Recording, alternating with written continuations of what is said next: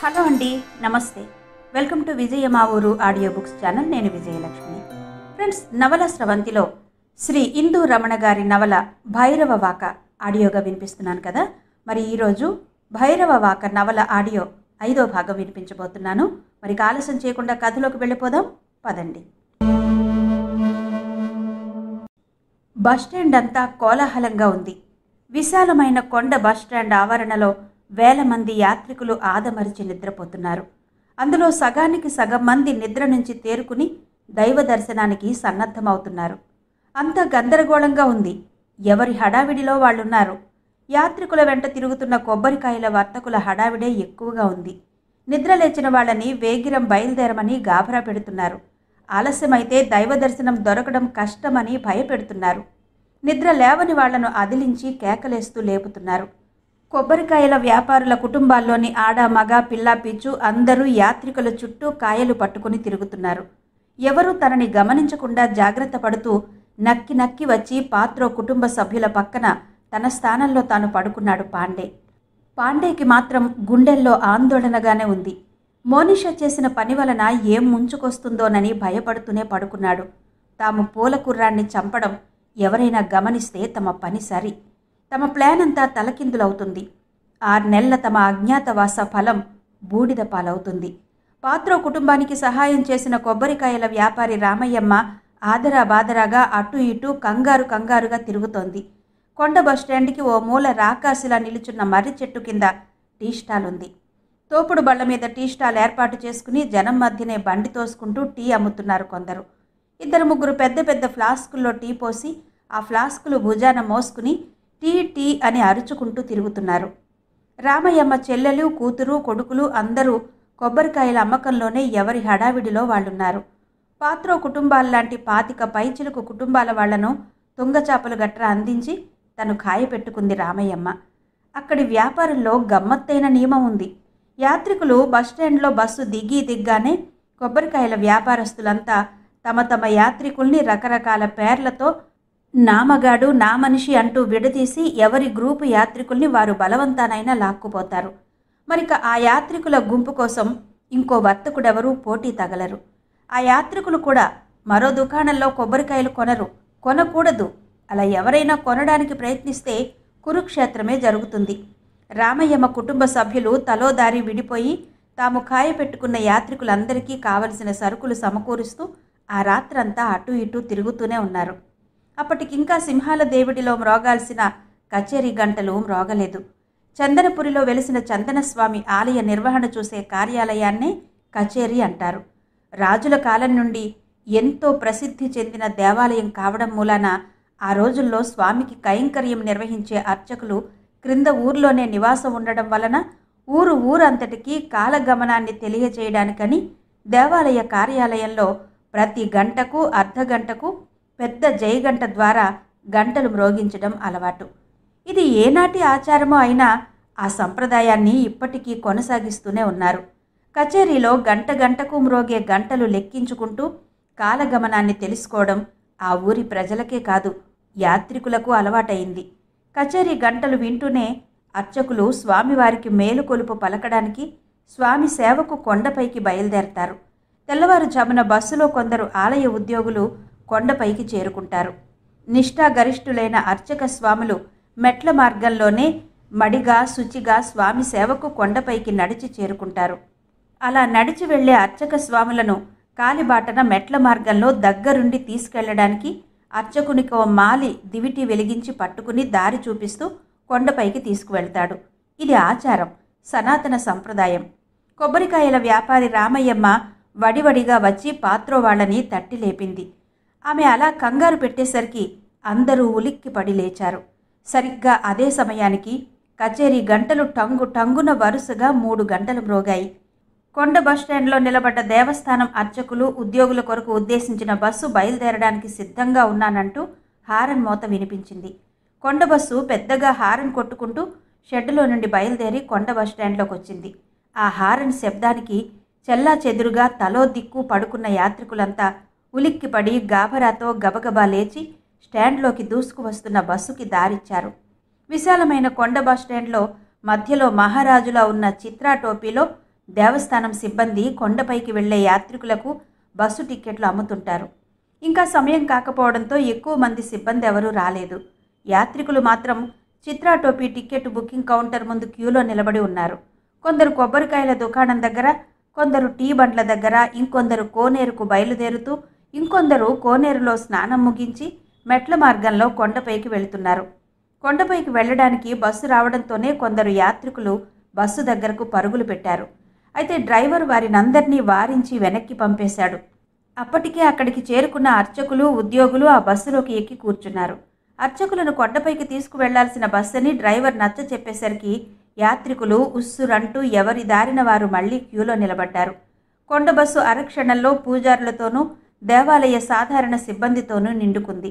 ముందుగా అర్చకులు ఆలయానికి చేరుకుని సంప్రోక్షణ చేసి స్వామికి మేలుకొలుపు, సుప్రభాత సేవలు చేసి బాలభోగం తదితర సేవలు ఆచరించి ఆ తర్వాత భక్తులకు దైవ దర్శనాన్ని కలిగిస్తారు. ఇది రోజు జరిగే సాధారణ సంప్రదాయం. ఉదయం 6 గంటల నుండి 7 గంటల వరకు సాగే ప్రత్యేక దర్శనాలు, ఆ తర్వాత ఉదయం 7 గంటల నుండి రాత్రి 10 గంటల వరకు దైవ దర్శనం కొనసాగుతూనే ఉంటుంది. మధ్యాహ్నం 1 గంటకు ఓ అర్ధగంట దర్శనాలు నిలుపుదల చేసి చందన స్వామికి రాజభోగం నిర్వహించి అర్చకుల ఆరగింపులయ్యాక తిరిగి దర్శనాలు కొనసాగిస్తారు. ఇది నిత్యం జరిగే నిత్యకృత్యం. అర్చకులను మోసుకుంటూ కొండ బస్సు బయలుదేరింది. కొండ చిలువలా భారంగా కదులుతూ ఘాట్ రోడ్లో వెళుతోంది బస్సు. యాత్రికుల్లో కూడా హడావిడి అధికమైంది. అప్పటికే పాత్రో కుటుంబ సభ్యులందరూ లేచి పక్కబట్టలు సర్దుకుంటున్నారు. ఆడాళ్లు మొహాలు కడుక్కుంటున్నారు. పాత్రో తండ్రి, పాత్రో గైడ్, పాండే ముగ్గురు సులాబ్ కాంప్లెక్స్ వద్దకు వెళ్లారు. అందరూ కాలకృత్యాలు తీర్చుకుని ఒక దగ్గర చేరారు. రాత్రి ప్రయాణ బడలికతో వాళ్ళకి ఆ పరిసరాలు చూసినప్పుడు ఎలాంటి స్పందన కలగలేదు. ఇప్పుడు ఈ యాత్రికుల సందోహం, ఈ హడావిడి, గందరగోళం అంతా చూస్తుంటే పాత్రో కుటుంబ సభ్యులకే కాదు, 6 నెలలుగా ఇక్కడ ఉంటూ ఎంతోమంది యాత్రికులకు గైడ్గా వ్యవహరించి క్షేత్ర మహత్యం తెలియచేసిన గైడ్ పాండేకి కూడా అంతా కొత్తగానూ వింతగానూ అనిపిస్తోంది. చందనగిరి శిఖరం అదే. ఎత్తుగా అంబారి ఏనుగులా ఉన్న కొండను చూపిస్తూ చెప్పాడు పాండే. పాత్రతో పాటు మిగతా అందరి దృష్టి కొండపైకి మళ్ళింది. చుట్టూరా ఎత్తైన కొండ విచ్చి విచ్చని చీకటి పొరతో లేలేత వెన్నెల వెలుగులో జలతారులా పరుచుకున్న మంచు తెరల మాటున అస్పష్టంగా కనిపిస్తున్న సుందరమైన చందనగిరి శిఖరం చూస్తుంటే ఎంతో ఆనందం కలిగింది పాత్రోకి. అప్పుడే ఏదో వెలుతురు రవ్వకొండ మీదకు ప్రాకుతూ కనిపించింది. చీకటితో నిండిన కొండ బోర్లించిన పెద్ద కుండలా ఉంది. నల్లటి తారుగడ్డ మీద మినుగురు పురుగులా ప్రాకుతూ వెళ్తున్న వెలుగు. ఆ వెలుగు ఇప్పుడు కొండపైకి వెళ్ళిందే బస్సు. దాని హెడ్లైట్ కాంతి అది. దేవాలయ సిబ్బందిని, అర్చకుల్ని తీసుకువెళుతోంది చెప్పాడు గైడ్ పాండే. అందరికీ ఆ దృశ్యం నయనానందకరంగా ఉంది. పాత్రోతో పాటు అందరూ టీ తాగుదామని పక్కనే తోపుడు బండి దగ్గరకు వెళ్లారు. రాత్రంతా మేలుకుని ఉన్న టీ దుకాణం యజమాని నిద్రకి తాళలేకపోతున్నాడు. పక్కనే ఫ్లాస్క్లో ఉన్న టీ గ్లాసుల్లో పోసి అందరికీ ఇచ్చాడు. పాత్రో పిల్లలిద్దరూ తమకి టీ కావాలని తండ్రిని మారం చేసేసరికి ఇద్దరికీ ఒక టీ తీసుకుని చెరో గ్లాసులో పోసిచ్చాడు. టీ ఎవరికీ కిక్కివ్వలేదు. సరికదా వేడిగా కూడా లేదు. ఉదయాన్నే వేడివేడి టీ లేచి లేవగానే గొంతులో పడకపోతే ఏ పని చెయ్యబుద్ధి కాదు. ఎవరికీ ఆ టీ రుచించలేదు. ఎంత? పాత్ర అడిగాడు. ఆ సమయంలో టీ దుకాణంకి కొంచెం దూరంలో గైడ్ పాండే పనిపిల్ల అరుంధతితో మాట్లాడుతూ టీ సిప్ చేస్తున్నాడు. ఏక్ చాయ్ 3 రూపీ టకీమని చెప్పాడు టీ కొట్టు యజమాని వచ్చి రాని ఒరియా ముక్కలు ఒత్తి పలుకుతూ. రుచి శుచి లేని ఈ టీ అర్ధ గ్లాసుడు కూడా లేదు, 3 రూపాయలా? పాత్రో మనసుకి బాధ కలిగింది. అనవసరంగా వచ్చి త్రాగామనుకున్నాడు. ఇంతలో స్థానికుడైన కొబ్బరికాయల కుర్రాడొకడు వచ్చి టీ త్రాగి 2 రూపాయల కాసు టీ కొట్టు యజమాని మీదకి విసిరి అంతే విసురుగా వెళ్ళిపోయాడు. అదేంటి, అతని దగ్గర 2 రూపాయలు పుచ్చుకున్నావు, మమ్మల్ని 3 రూపాయలు అడుగుతున్నావు? ఒరియాలోనే గద్దించాడు పాత్రో. అతనిక్కడివాడు, మావాడు, చిల్లరంతే ఉందని విసిరి వెళ్ళిపోయాడు అని పాత్రోతో ఒరియాలో చెప్పి, వేధవ కొడ్డి నా కొడుకు, ఇడికి రేటు కావాలట, రేటు. ఇలా యాదవ ముఖాలకి 2 రూపాయలకి టీ కావలసి వచ్చింది. బయటికి అందరికీ వినపడేలా గొణుక్కుంటూ వేరే వాళ్ళకి టీ చేస్తున్నాడు అతను. పాత్రోకి ఆ మాటలు అర్థం కావడంతో ఒళ్ళు జలధరించింది. తనకి తెలుగు అర్థం కాదని ఎలా వాగుతున్నాడు రోగ్. వాడి తెగులు వాడినే తింటుంది. ఏం చేస్తాం, కోరి గొడవ తెచ్చుకుంటామా? మనసులోనే తనను తాను సమర్థించుకున్నాడు పాత్రో. జేబులో 50 రూపాయల నోటు తీసి ఇచ్చాడు. అతనిచ్చిన చిల్లర లెక్క చూసుకుని జేబులో వేసుకున్నాడు పాత్రో. ఒరేయ్ నిత్యానంద మహాపాత్రో, ఏరా ఇలా వచ్చారు? ఎప్పుడొచ్చారు? ఎవరో 50 ఏళ్ల పైబడ్డ వ్యక్తి పాత్రోని వెనక మాటున కౌగిలించుకుని పట్టి కుదిపేసరికి వెనక్కి తిరిగాడు పాత్రో. గైడ్ పాండే మాత్రం ఇదేం పట్టించుకోవడం లేదు. అతను పనిపిల్ల అరుంధతి ధ్యాసలో ఉన్నాడు. అరుంధతి కూడా ముసిముసిగా నవ్వుతూ గైడ్ పాండేని రెప్ప వెయ్యకుండా చూస్తూ అతని మాటలు వింటోంది. పాత్రో భార్య శశికళ పిల్లలిద్దరికీ టీ తాగిస్తోంది. పాత్రో తల్లి గుడి దగ్గరకు అవసరమయ్యే సామాన్లు బ్యాగ్లో సర్దుతోంది. నువ్వా దాసు? ఎప్పుడొచ్చావు? ఎవరెవరొచ్చారు? మిగతా వాళ్ళేరి? దేశం కాని దేశంలో, తమ భాష కాని రాని ప్రదేశంలో తమ ఊరు వాడు ఎదురయ్యేసరికి ఆనందంతో ఉక్కిరి బిక్కిరయ్యాడు పాత్రో. తమ ఊరి వ్యక్తిని చూసేసరికి పాత్రో తల్లిదండ్రులకి కూడా సంతోషం కలిగింది. మా అబ్బాయి నేను వచ్చాం అన్నాడే గాని అతని ముఖంలో ఏ కోశానా సంతోషం లేదు. దిగులుగా గొంతులో తడారిపోయినట్టు అన్నాడతను. ఏడి? వాడేడి? చుట్టూ పరికిస్తూ అన్నాడు పాత్రో. వస్తాడు వస్తాడు నసుగుతూ అన్నాడతను. ఏమైంది? అలా ఉన్నావే? అతన్ని ఆప్యాయంగా కౌగిలించుకుంటూ అన్నాడు పాత్రో తండ్రి. అతను భోరున ఏడుస్తూ కూర్చుండిపోయాడు. ఇంతలో పోలీస్ వ్యాన్ వచ్చి ఆగిందక్కడ. అందులో నుండి 2-3 కుర్రాళ్ళు దిగారు. అందులో ఒక కుర్రాడు పాత్రో వాళ్ల దగ్గర ఉన్నతన్ని చూస్తూనే పరుగు పరుగున వచ్చి చేరుకున్నాడు. బప్పా అంటూ అతన్ని పట్టుకుని ఏడ్చేశాడు. ఆ కుర్రాడి కళ్ళు ఎర్రగా చింతని పుల్లా ఉన్నాయి. తల చిందరవందరగా ఉంది. బట్టలు నలిగి ఉన్నాయి. అప్పటికే పోలీస్ వ్యాన్ తిరిగి వెళ్ళిపోయింది. ఆ కుర్రాడు దుఃఖం ఆపుకోలేకపోతున్నాడు. ఏమైంది? ఒరియాలో 4 మూలల నుంచి పాత్రో కుటుంబ సభ్యులు అడిగేసరికి ఆ కుర్రాడికి ధైర్యం కలిగినట్టుంది.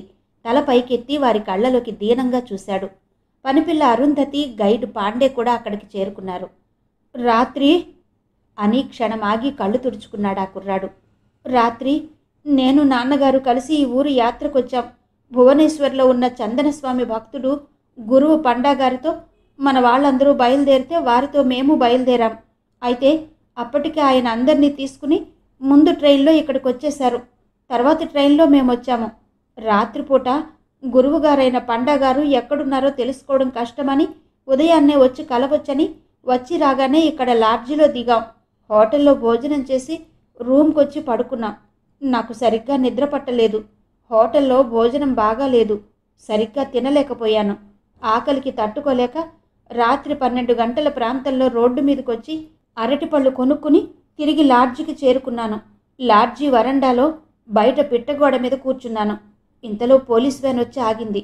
అందులో నుండి పోలీసులు బూట్లు టకటకలాడించుకుంటూ పరుగు పరుగున వచ్చారు. లాడ్జీలో ఉన్న గదులన్నీ తనిఖీ చేశారు. మా పక్క గదిలో చాలామంది ఉన్నారు. పోలీసులు వచ్చి గది తలుపులు తట్టారు. ఎవరో అనుకుని లోపల వాళ్ళు తలుపులు తీశారు.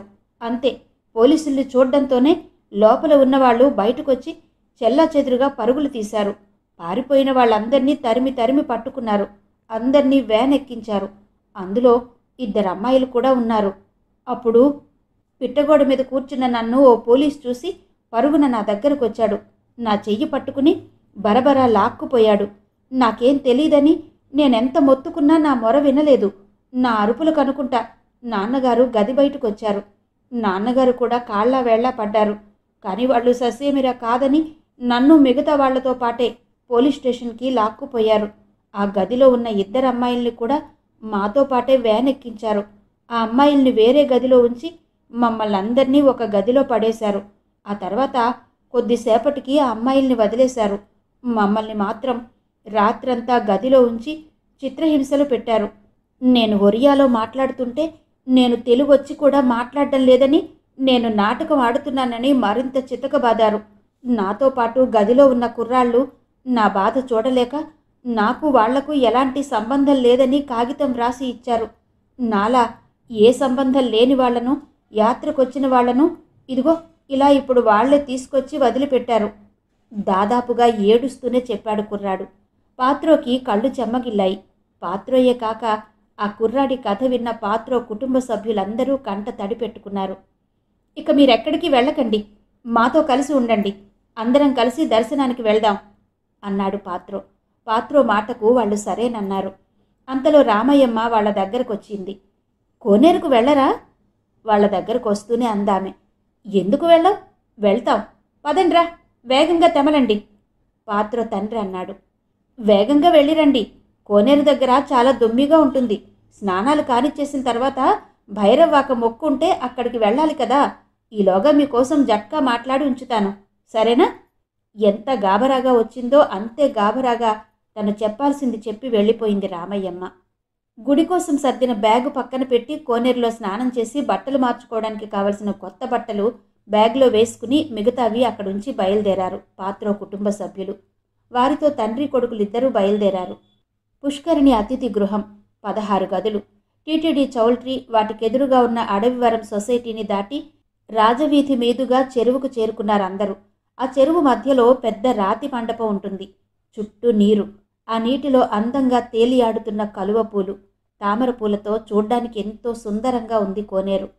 చందనస్వామి దర్శనానికి వచ్చే భక్తులు భక్తి శ్రద్ధలతో కోనేరులో స్నానమాచరించి చందనగిరి శిఖరంపై గల స్వామిని దర్శించుకుంటారు.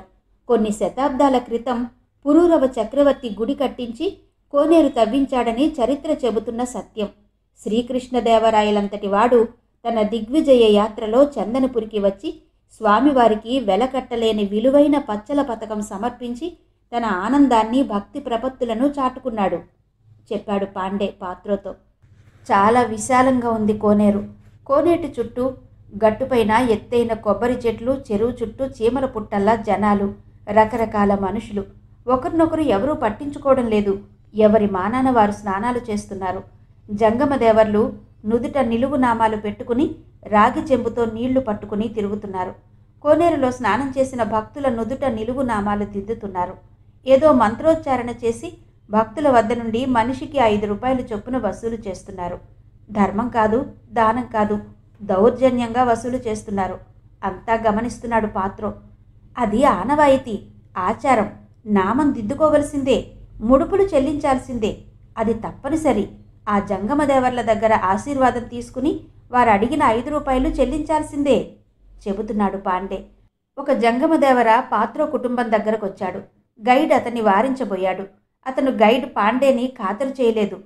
మాకు మీ ఆశీర్వాదం అక్కర్లేదు, పాత్రో అన్నాడు. నా ఆశీర్వాదం స్వీకరించిన పక్షంలో ఈ ప్రాంతంలో మీరు స్నానం చేయడానికి వీల్లేదు. ఆ చివరి ఎక్కడికన్నా వెళ్ళండి, నిష్కర్షగా నిర్లక్ష్యంగా అన్నాడు జంగమదేవర. పాత్రోతో పాటు పాత్రో కుటుంబ సభ్యులందరూ ఆశ్చర్యంతో అవాక్కయ్యారు. ఏంటి దౌర్జన్యం? గైడ్ పాండే వంక చూశాడు పాత్రో. తనేం చెయ్యలేనని మౌనంగా కళ్లతోనే చెప్పాడు. ఎక్కడి నుండో వచ్చి ఇక్కడ గైడ్గా అవతారం ఎత్తిన పాండే వివాదాల్లో తలదూర్చుకోదలుచుకోలేదు. అందుకే మౌనంగా తన పని ముగించుకుని ఓ పక్కకు వెళ్ళి కూర్చున్నాడు. ఏ మూల చూసినా జంగమదేవరలే కోనేరును చుట్టుముట్టి ఉన్నారు. అందరిది ఒక్కటే మాట, అంతా గూడు పుఠాని. మరిక చేసేది లేక జంగమదేవర దగ్గర ఆశీర్వాదం తీసుకోవడానికి అంగీకరించాడు పాత్రో. అతన్ని కాదని ఏ మూలకు వెళ్ళినా చెరువు చుట్టూ 100 మంది జంగమదేవర్లున్నారు. ఎవరిని కాదన్నా అక్కడ స్నానం చేయకూడదంటారు. అందర్నీ కాదంటే అసలు చెరువులోనే తమకి స్నానం చేసే యోగం ఉండదేమో. అది గ్రహించిన పాత్రో జంగమదేవర దగ్గర ఆశీర్వాదానికి అంగీకరించాడు. పాత్రో కుటుంబ సభ్యులందరి పేరు పేరున మంత్రోచ్చారణ చేసి రాగి చెంబుతో ఒక్కొక్కరి తల మీద నీళ్లు గుమ్మరించాడు జంగమదేవర. తలా ఒకరికి 5 రూపాయల చొప్పున వసూలు చేశాడు. అప్పటికే గైడ్ పాండే ముందుగా స్నానం చేసి గట్టుపై కూర్చున్నాడు. పాత్రో భార్య శశికళ, పాత్రో తల్లి సరస్వతీదేవి, పనిపిల్ల అరుంధతి ఓ మూల స్నానం చేస్తున్నారు. గైడ్ పాండే దృష్టి మాత్రం వారి మీదే ఉంది. కోనేరు చుట్టూ ఉన్న జనం మధ్య సిగ్గుతో కుంచుకుపోతూనే స్నానం చేసి బట్టలు మార్చుకుంది శశికళ. ఆమె ఎంత జాగ్రత్త పడ్డా ఆమె తన అందాలను దాచుకోలేకపోతోంది. ఆమె 2 పిల్లల తల్లిలా లేదు. ఎక్కడా శరీరం వడలినట్టు కనిపించడం లేదు. తెల్లగా పాలరాయిలా నిగనిగలాడుతున్న ఆమె శరీరం పాండే కళ్లలో మిలమిల మెరుస్తోంది. పనిపిల్ల అరుంధతి మాత్రం గైడ్ పాండేని ఆకర్షించడానికి విశ్వ ప్రయత్నం చేస్తోంది. స్నానం చేశాక కావాలనే పాండేకి చేరువలో నిలబడి బట్టలు మార్చుకుంది. అరుంధతి చిలిపి చేష్టలను గమనిస్తూనే ఉన్నాడు పాండే. ఎంతో చాకచక్యంగా, ఎవరూ తనని గమనించకుండా ఆరితేరిన అవధానిలా ఇద్దరి అందాలను కళ్ళు చక్రాల్లా తిప్పుతూ పసిగడుతున్నాడు అతను. స్నానం చేసిన పాత్రో, అతని తండ్రి వారితో కలిసి తండ్రి కొడుకులిద్దరూ బట్టలు మార్చుకున్నారు. పిల్లలిద్దరికీ శశికళ స్నానం చేయించి బట్టలు మార్చింది. కోనేరు గట్టున ఓ మూలన చిన్న చిన్న దుకాణాలు పాత్రో కళ్ళను ఆకర్షించాయి. ఆ దుకాణాల దగ్గరకు వెళ్ళాడు పాత్రో. బుట్టల్లో చిన్న చిన్న లక్క పిడతలు, అరటిపళ్ళు అమ్ముతున్నారు.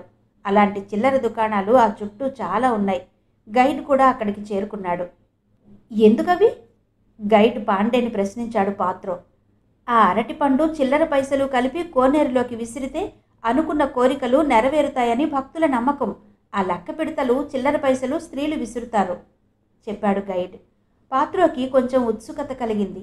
ఇంత దూరం స్వామివారిని దర్శించడానికి ఎంతో డబ్బు ఖర్చు చేసుకువచ్చారు. దేవుడి కోనేరుగా పిలువబడే ఈ వరాహ పుష్కరిణిలో తన మనసులోని కోర్కెలు తలుచుకుని ₹1 విసరడంలో తప్పులేదు అని మనసులో అనుకుని 2 అరటిపళ్ళు, గోళీల్లాంటి లక్క పిడతలు 2 తీసుకున్నాడు పాత్రో. వాటి ఖరీదు ₹10 అని దబాయించి మరీ తీసుకున్నాడు చిల్లర దుకాణం యజమాని. అదేంటి ₹10 తీసుకున్నాడు? ఆశ్చర్యపోయాడు పాత్రో. అంతే, బాటా చెప్పులకైనా బేరం చేయగలం, ఇక్కడ ఎవరి పప్పులు ఉడకవు అన్నాడు గైడ్. మనసులో చందనస్వామికి దండం పెట్టుకుని 1 అరటిపండు, ₹1 కాసు కోనేరులోకి విసిరాడు పాత్రో. 2 అరటిపండు తండ్రి చేతికిచ్చాడు. లక్కపిడతలు 2 భార్య శశికళ, తల్లి సరస్వతీదేవికి ఇచ్చాడు. కోనేరు మధ్యలో టీవీగా ఉన్న మండపం చూసి అదేంటి అడిగాడు పాత్రో. సంవత్సరానికి ఒకసారి కొండ మీద కొలువైన చందనస్వామి సతీ సమేతుడై ఈ వరాహ పుష్కరిణిలో విహారానికి వస్తాడు. ఆ రోజు తెప్పోత్సవం పేరిట ఉత్సవం జరిపిస్తారు.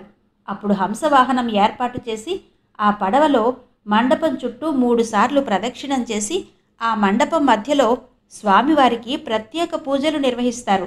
ఆ తర్వాత చందనపురి గ్రామంలోని వీధుల్లో పల్లకిలో ఊరేగిస్తారు చెప్పాడు పాండే. కోనేరు మధ్యలో దర్జాగా కూర్చున్న మండపం యొక్క విశేషం వినేసరికి పాత్రో మనసు పులకించిపోయింది. అదే సమయంలో కోనేరంతా ప్రతిధ్వనించేలా కేకలు, అరుపులు మిన్నుముట్టాయి. కోనేరు చుట్టూ స్నానాలు చేస్తున్న భక్తులు, జంగమ దేవరలు, చిల్లర వర్తకులు అందరూ హాహాకారాలు చేస్తూ పరుగులు పెడుతున్నారు. పాత్రో కుటుంబ సభ్యులందరూ అవాక్కయ్యి నిల్చున్న పడంగానే శిలల్లా స్థాణువులైపోయారు. జనాలు పరిగెడుతున్న దిక్కు చూస్తూ ఉండిపోయాడు గైడ్ పాండే. అదే క్షణంలో దేవస్థానం కచేరీ గంటలు వరుసగా 5 గంటలు మ్రోగాయి. శ్రీ ఇందూ రమణ గారి నవల భైరవవాక ఆడియో 5వ భాగం విన్నారు కదా. మిగిలిన కథతో రేపు ఇదే సమయంలో మళ్ళీ మీ ముందుకు వస్తాను. అంతవరకు సెలవు. నమస్తే.